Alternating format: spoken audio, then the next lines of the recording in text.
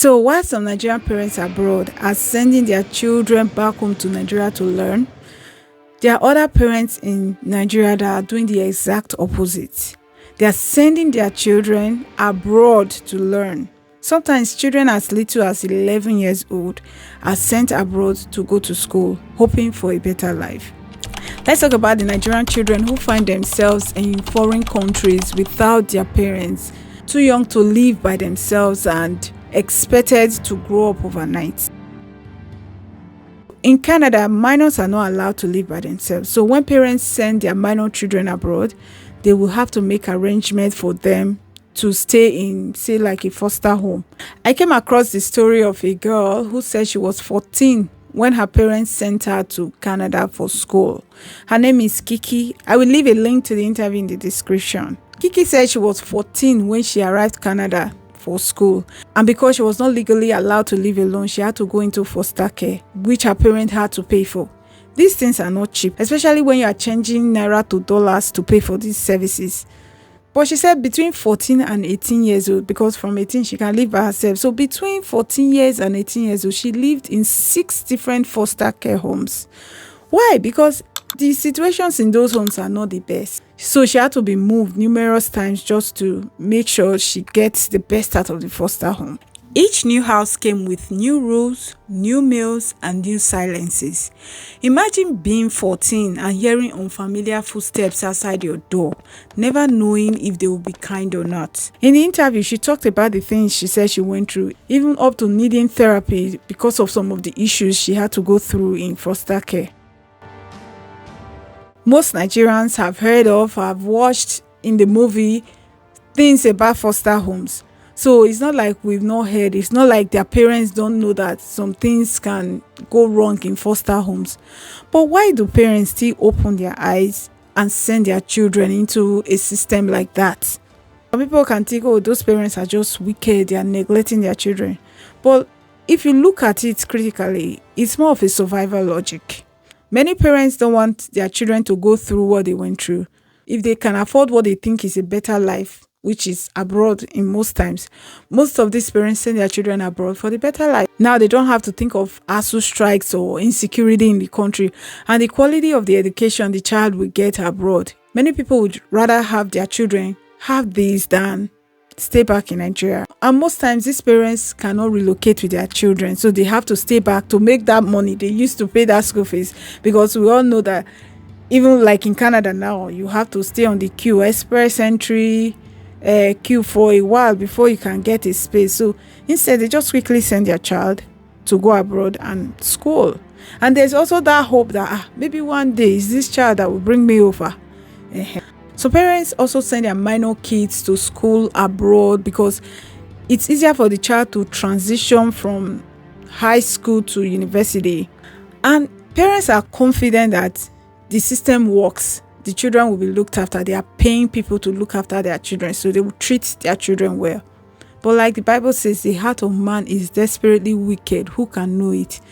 People have horror stories about uncles and aunties in Nigeria. But some people assume that Oyinbo people are just nice. They don't have wicked people. They do. But they also have systems that checks and balance everything. So some parents are confident that they won't do my child dirty.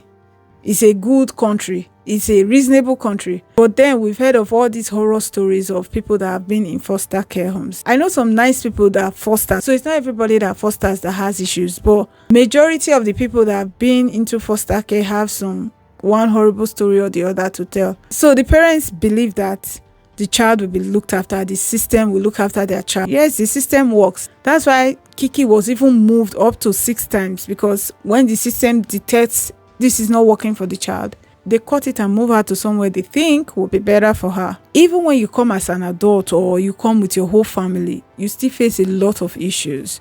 Culture shock, loneliness, identity confusion. There's a lot to unpack even as an adult. So the minor children also experience all these things the adults are complaining of. Just that they are not worried about money. They don't pay their bills because their parents are funding them. Every other worries applies as well. I've heard of some Nigerian run schools in Canada where almost everybody in the school is a Nigerian because the owner of the school is Nigerian and the Nigerian parents trust them.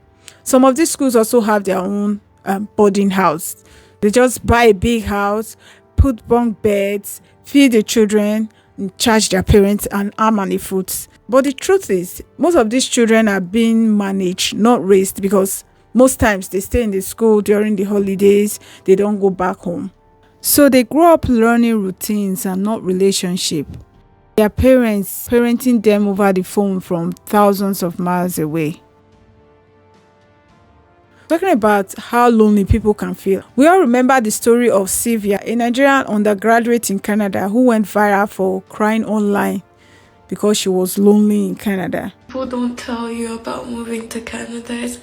I feel so alone. I feel like I live with someone I can't have a conversation with, and I'm trying to cry and I even have to be silent about it. That's an adult. She was even living in her own place. She had her own house. She had her own apartment that she was living in, but she was still not feeling the country. She was sad. Now imagine a child that is living with people from a different culture. Imagine the stress that child will go through, especially if the foster parents are not even good in the first place. The child will get mature through survival. Even for adults like Sylvia, loneliness abroad can feel like living underwater, surrounded by people but unable to breathe the same air. Now imagine being a child with no one to call you my dear or fuss over you, ask you if you've eaten or... The irony of the whole thing is that some of these children will turn out exceptionally well, but there will still be scars, which may need sessions and sessions and sessions of therapy to clear. Kiki, the girl we talked about at the beginning, she's thriving now. She's 25. She's now a Canadian citizen. She's independent. She's doing well. And she's even thinking of bringing her parents to Canada as permanent residents. Parents may see the distance as an investment in the future. But for a child, it can quietly shape how they see love as something that always comes from far away. Some people will say, well, it's not all that bad. The end justify the means, right? But whether parents send their kids back home to Nigeria to learn sense or they send them abroad to give them a better opportunity, both sets of parents are still operating under the same fear. Will my child turn out okay? But we all want our children to turn out okay. At what cost? I'm not here to tell anybody how to raise their children. Whatever rock your boat, each to his own. But when you are taking these decisions, please always ask yourself, is this the right thing for my child? The scars that will come along the way, is it worth it? Thank you for watching. I'll see you on the next one. Bye.